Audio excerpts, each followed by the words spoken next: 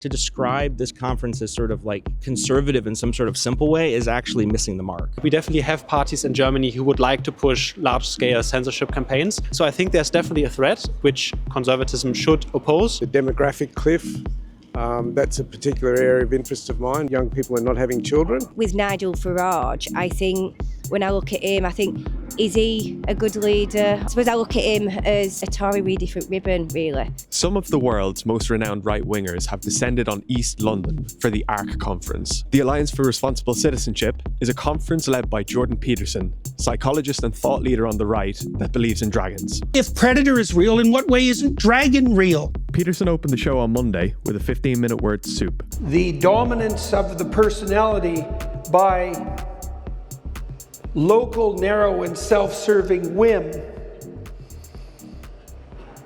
is not a playable or noble game. Followed up by Kemi Badenoch, who pretended she hasn't been in government for nearly all of her political career. They even had Big Suze. Nigel Farage was one of the big ticket events, spending his Tuesday afternoon looking bewildered while Jordan Peterson talked at him. I'm stood out in the cold instead of dropping £150 on the live stream to speak to some of the attendees. I'm pleased to be here because we're here to find ways of restoring the Western civilization that has been long lost. We are here to different policymakers, stakeholders, and people of different industry players are here to ensure that we put heads together, discuss, and see how we can interact and know how to restore the long lost Western civilization. How has Western civilization been lost? I read a lot of books, and I've had to also do some history, and I found out that there's this value, that our forefathers or the founders of the Western civilization had. The family values are held tightly together and ensure that things, people don't lose out on what is actually very, very necessary. And those are, one, to me, faith in God, friends and family, finance, and several other things. But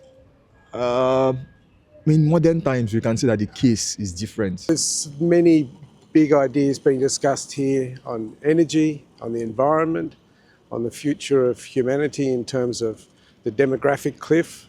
That's a particular area of interest of mine because there's a lot of evidence in many, many countries now that young people are not having children, and that has enormous consequences for the future of many countries. Mm-hmm. In the UK, there's been a handful of similar conferences, thinking of the National Conservative Conference and things like that. What is the kind of tangible difference between those conferences and this one?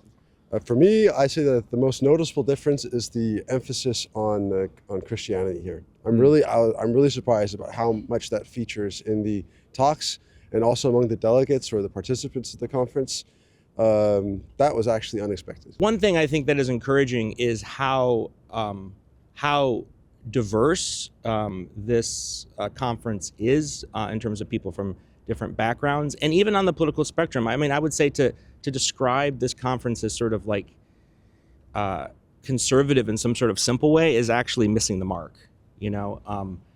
There's a lot about, there's a lot of people, I think, if you slap the label conservative on them who are here, I don't think they would find that that's a very accurate label to describe them. So I think casting things in this kind of simplistic liberal conservative sort of divide, I think does more to obscure what's going on in a conference like this than it does to explain it.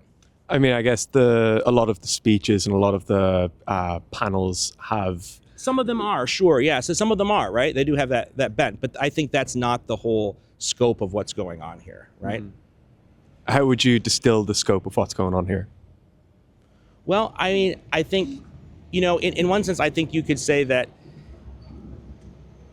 one dimension is that it has to do with a sort of dissatisfaction with, you could say people, elites or people in power or the current sort of order, the way things are, and people dissatisfied with that and wanting to sort of do something different, to imagine something new and different.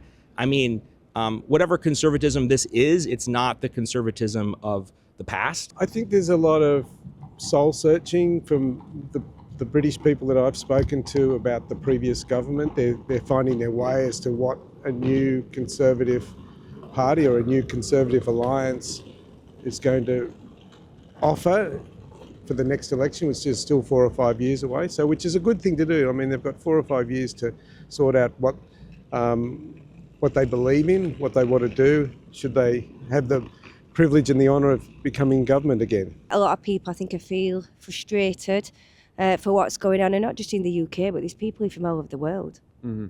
Where does that frustration lie? Is it in the political sphere, or is it in society at large?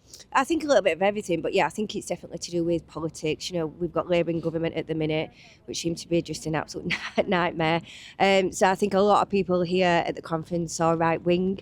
They want a right-wing government, and I think that's what we need. I suppose many people would say that the UK in particular has had a right-wing government for the last 14 years. And in terms of time frame, the right has had a very long time to implement what it would like. What would people say inside the centre there? Well, I'll say my opinion. I think, we've had Tories in for over a decade. I think they've not done a very good job at it. The last election I voted Reform. It's the first time I've voted. I've always been an activist, so I've tried to keep politics out of my work and just focus on the cause. But I think when you get to the stage that we're at in our country, it's very hard to keep out of politics. I think that Reform have got a good chance in the next election, and I think it might be good for the UK to have a new party. I think a lot of people have lost hope in the Tories, and I think if the Tories and Reform come together, I don't know if the UK had kind of want that to happen, just because they've been in power for so long. They've just done a terrible job at it. Mm-hmm. So I think maybe the Tories the Reform just kind of keep it to Reform.